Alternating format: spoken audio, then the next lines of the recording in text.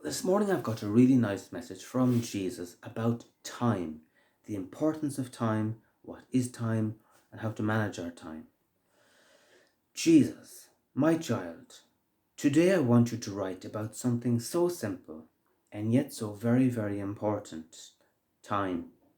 My children, I live outside of time, and so time means nothing or makes no difference to me. Yet for you, time is critically important. It's one of the most important things about your human condition, and whether you know it or not, all of creation revolves around time. You need time to sleep and time to eat, time to work and time to play, and last and most certainly not least, time to pray. Yes, my children, with all of these needs and more, and when things go out of balance, so does your life and the world around you. Consider a body in need of different vitamins and minerals from different foods. To remain healthy, the correct balance is needed, and too much of one food and not enough of another could cause problems.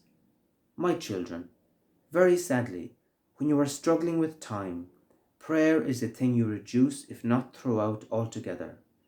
Just like children who eat well but refuse to eat the most important things of all, fruits and vegetables. My children, prayer is the very nourishment of your souls, as food for your bodies, and just as you eat several times a day, so too do you need to pray several times a day.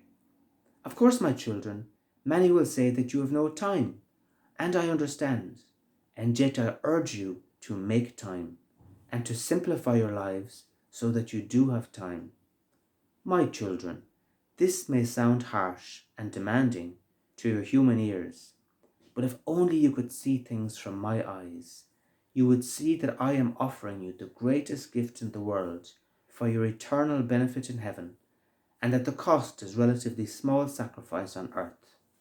Again, my children, read again and again the lives of the saints and follow their example by putting me, your God, at the first place in your lives, no matter what the cost.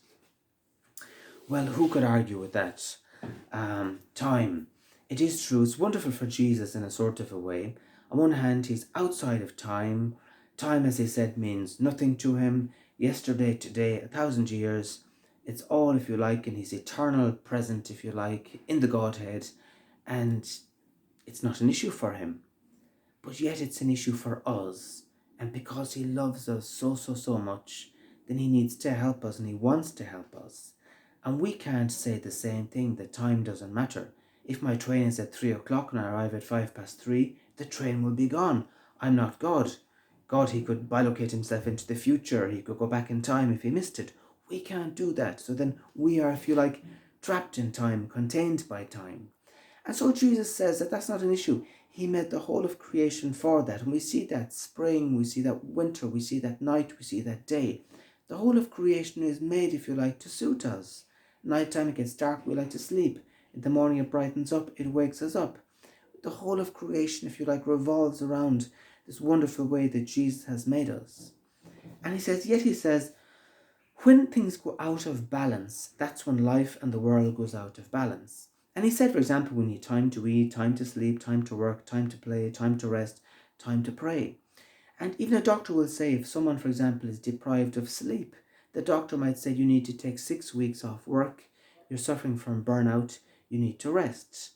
Or something else, the doctor might say you're overweight, do you do any exercises? Oh no, I don't have time. The doctor will say, well, you're going to have to make time because your body is rebelling, if you like, against it.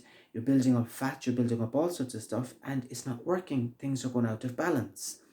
And so you might have to make a decision that you're going to go to work later, that you're not going to go for a certain promotion, that, I don't know, at work you're going to hire somebody, even if it's going to cost you more. You're going to have to make some sacrifices. Why? Because your health is more important. And so then Jesus says the same thing about prayer. He says that prayer is the nourishment for our souls. But he says because we have busy lives at times, and we've got 10 things to do today, and we say to myself, okay, if I do this, I do that, okay, guess what? You know what? I won't have time to go to Mass today. Or I won't have time to say my prayers today. And that's what Jesus is saying, that so many people when they're pushed for time, they push, if you like, the prayer out of the picture. And that is where Jesus gets sad. And he uses this wonderful example.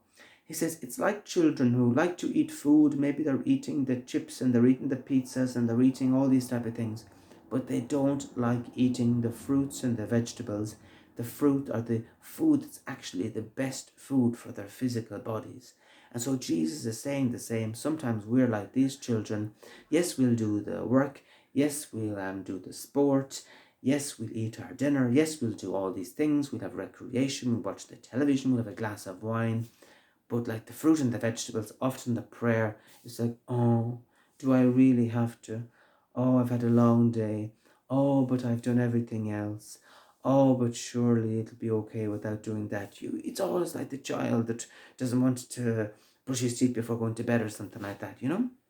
And yet Jesus is saying prayer is the very nourishment for your souls as body is for your, or as food is for your bodies. And not only is he saying that, he says, just as your bodies need food several times a day, so do you need to pray several times a day. Oh, I can already hear people saying, oh, but I'm not a contemplative nun. I can't pray several times a day. I'm not single like this Michael fella. I'm not a priest. I've got a family. I've got this. Wait, take a chill pill. Jesus isn't asking you to join the Benedictines or the Cistercians. They might be, but who knows. But you can pray in your car. You can pray while you're making the dinner. You can pray for 5 minutes even when you're on the toilet. You can pray while you're brushing your teeth. And then every now and again during the day, hopefully, you might get a 10 or 15 minutes where you're actually able to open the Bible and you're actually able to pray or maybe pray the rosary in silence when maybe people have gone to school. It's only 15 minutes. Think of the time you might have to watch Coronation Street or to watch EastEnders or to do these other things. And so Jesus isn't asking us to spend hours and hours and hours in prayer and do nothing else. But we can pray and do other things. I often pray, for example, when I'm at the gym. I often pray when I'm at the coffee shop. I pray in all sorts of places. We can be multitasking, so to speak. So we shouldn't exaggerate or somehow misinterpret what Jesus is trying to say. And that's why Jesus says to us, pray at all times. He doesn't mean pray at all times and stop the world and only pray. He's no, pray while you're doing other stuff. Have Jesus, have prayer at the back of your mind. You see people at the gym, they've got their iPod, they've got their things, they're listening to music. Why not listen to the music of heaven through prayer? So this is what Jesus is saying. And he's saying our souls need it. And to make these little acts of love, these acts of consecrations to Jesus every now and again during the day, it's a beautiful thing.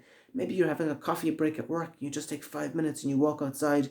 Instead of having a smoke break, you have a prayer break and you look up at the sky and you say, gosh, Jesus, thank you for the world, thank you for everything, and please help me with my grumpy colleague because she's driving me mad.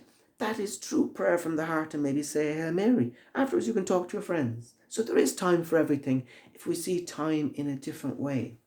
So, my children, this may sound harsh and demanding to your human ears, but if only you could see things from my eyes, you would see that I am offering you the greatest gift in the world for your eternal benefit in heaven, and the cost of is a relatively small sacrifice on earth.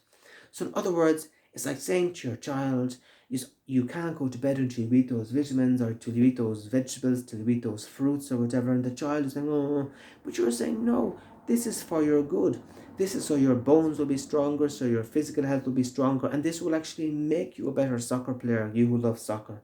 This will make you better at studying, as it'll improve your brain power, you who's good at school or whatever like that. So Jesus is saying, no, this prayer thing that he's asking us to do, it's for our good.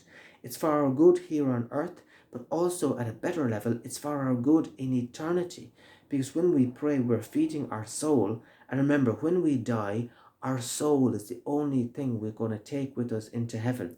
And if we ever nourished our soul, well, our soul will be sort of a big, fat, healthy soul, so to speak, and it'll be ready to get to heaven. And not only will it be ready to get to heaven, but it'll be ready to occupy a nice big place in heaven. But imagine you had a skinny, undernourished soul and there's nothing there. The soul will have to go into intensive care. And intensive care is called purgatory. And even when it gets out of purgatory, it will never be as fat and as big and as healthy as it could have been had it looked after itself more while it was on earth. So Jesus is smiling at us with such love, saying, this is for your good. eternity. Keep eternity always at the back of your mind. Don't keep your pension or your retirement at the back of your mind. Keep eternity. That's your eternal retirement. And only an idiot really would not be saving up for eternity. Anyway, again, my children, read again and again the lives of the saints and follow their example by putting me, your God, at the first place in your lives, no matter what the cost. And the saints are great examples of that, because some of them seemed half crackers.